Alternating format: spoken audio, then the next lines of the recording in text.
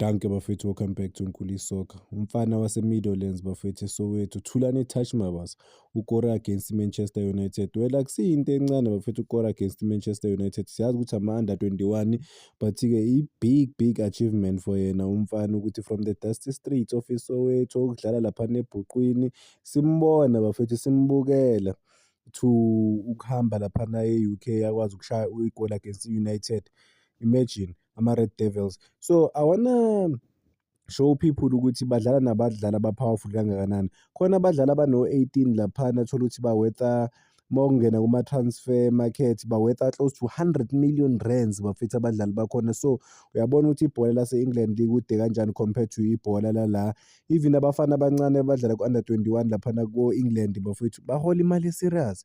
So Thulani Touch Mabaso lento abayenzile ukuthi bakwazi ukukora against Manchester United akusiyinto encane. So I salute you Thulani Touch Mabaso. Let's hope i-Chiefs izokunika ama-opportunities this season. Abafana baku-DDC team futhi ba-powerful bafethu, they understand the team, they understand the culture, they understand everything about i-Chiefs. They deserve more opportunities than ukuthi i-Chiefs njalo every transfer market izohamba iyofuna abantu, whereas bane-gold phambi kwabo, just ukuthi they keep ignoring the gold lela abanalo. Bafana bayoze bathathe o-TS Galaxy phela i-TS Galaxy ayidlali bafethu iyanyonyoba. So let's move away from Thulani Touch Mabaso. So congratulations to i-DDC team ye-Chiefs ngokuthi yenza kahle lapha eNgilandi. Uloso ngena before siyakude bafethu iZamalek seyicomplainile. Ama-teams wase-Egypt bafethu awadlala complaina immediately mawabona izinto ezingahambi kahle. Bacomplainele ngo-Revli bafethu bathi uRevli ujaji into engekho against bona, and then basho nanokuthi phela lento le ye-CAF ukuthi bangabi no-Revli aba-right iya-affecta ama-results. Bagcine bangawatholanga lesi ama-results afavor bona, bavele bacomplaina serious. Na i-complain yabo bafethu.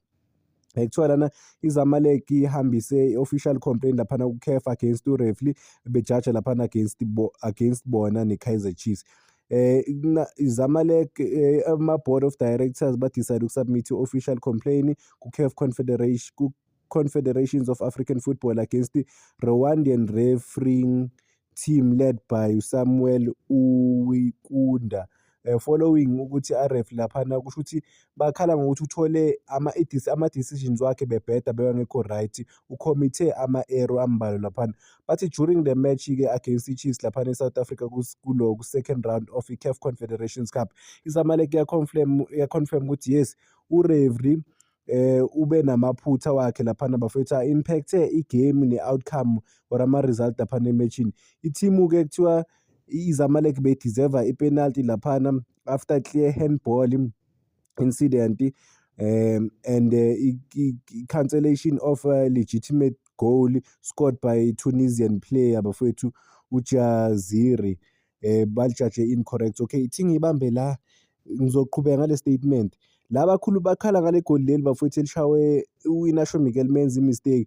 Mawulibona lapha ne-TV ubona ngathi uInacio Miguel bamphushile, but mase seliloke liphindwa bafethu uInacio Miguel abamenzanga lutho lapha. Yes bamthintile, but not ukuthi umthinte ukuthi bekuyi-foul. That is why i-VAR i-statement sabo bathi i-VAR ayifakwe bafethu ngoba ama-teams ayarojwa, bakhala ngokuthi barojiwe.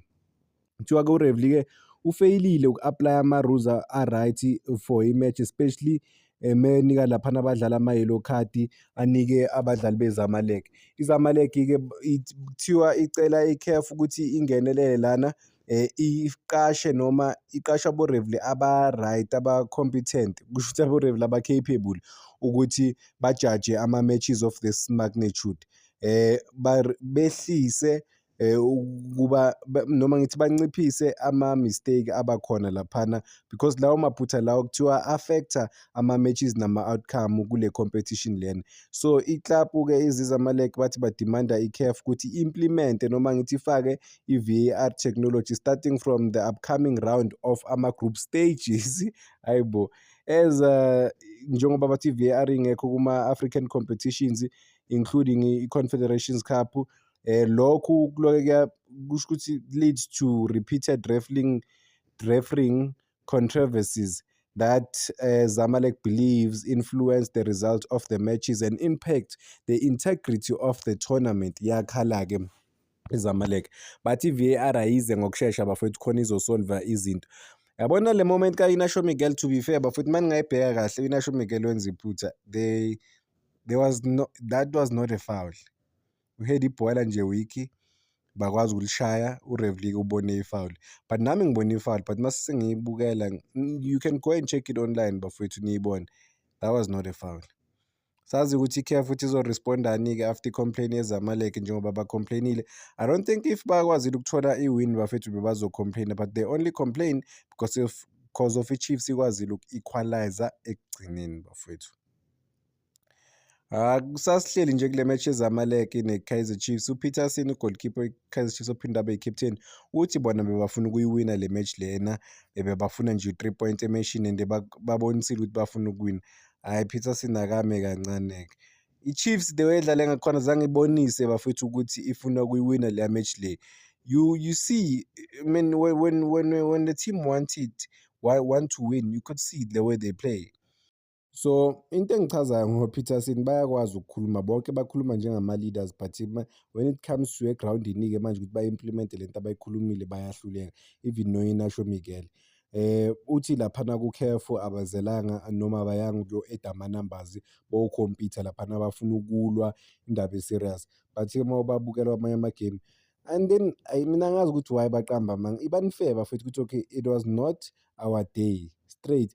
No, bona bazoranda oPeterson bathi ba-deserve i-3 points and then bakhulume nje, and then bakhuluma ukuthi kumele bathembe i-process, ama-results azofika. Kunini kulo kushunyayelwa into eyodwa bafowethu since a couple of seasons ago, kushumayelwa into eyodwa nama-Ajax aseyeleyo nto leyo bafowethu. No, if i-team ayi-improve, ayitholi ma-results, it's okay, but be honest with yourselves and the media ukuthi okay, izinto azisihambeli kahle. Not ukuthi manje uvele nento engekho eyibonayo ukuthi hayi lento le ayikho ngempela. I understand ukuthi bazama ukuprotect i-image ye-team, but-ke kungaba wrong now umuntu mengathi today bekungasiyo ilanga lethu, we tried but it was not our day. Ziyenzeka lezi zinto lezi ebholeni. Hhayi ukuthi we deserve 3 points or noma ama-results azolokhu njani azoba khona kwasha kwagcina, no. Ulo ucoach we-Chiefs bafethu mekhuluma ngolokhu njani, ukhulume ngoGustin Sereno, uCedric Keza uthe akaboni kuyi-injury e-serious laphana yaGustin Sereno, uthi ucabanga uGustin Sereno ukuthi uzobuya maduzane. So yena umbonile u-close obvious naye bafowethu, uyazi yiso ukuthi kwenzakaleni ngoGustin Sereno. So hopefully-ke it's just gonna take couple of days, not weeks, but yeah, sobona ukuthi uzobuyela nini uGustin Sereno. Ama-injuries lawa angekho mnandi for i-Chiefs because of uGustin Sereno no-Crossbow bawu-2 bavele bathola ama-injury, adding to ama-injury list already akhona laphana ethimini, which is oDodley namanye uDodley nobani, I think uDodley at the moment, yeah, I think uDodley, yeah, engimkhumbulayo. Abanye bayathinteka lapho nalapho nabo bathola ukuthi baku-recovery phase, but-ke they are able to come back quick. Omunye bengi-expect ukuthi uzodlala uMayo, akadlalanga bele kuma-grandstand, but-ke ufit ukuthi adlale, kusho ukuthi nje ba-decide ukuselekta i-match day squad e-different. Ngicela uyibamba lana okwamanje. Danko bafowethu, ngicela ningakhohlwa uku-like ni-subscribe bafowethu, si-make sure ukuthi i-page liyakhula. Uma lingakhuliswa yithi lizokhuliswa ubani noma lizokhuliswa obani, because we have to make sure thina ukuthi siyazikhulisela le page leli siba independent.